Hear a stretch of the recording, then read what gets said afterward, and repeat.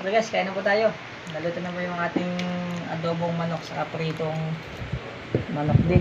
Sa daw sa pero pa na lang perang isda guys. Ayun po tayo. So tara, nagkain na po tayo. Luto kanina guys. Manok. Ayan. Yummy na guys. Kain na tayo.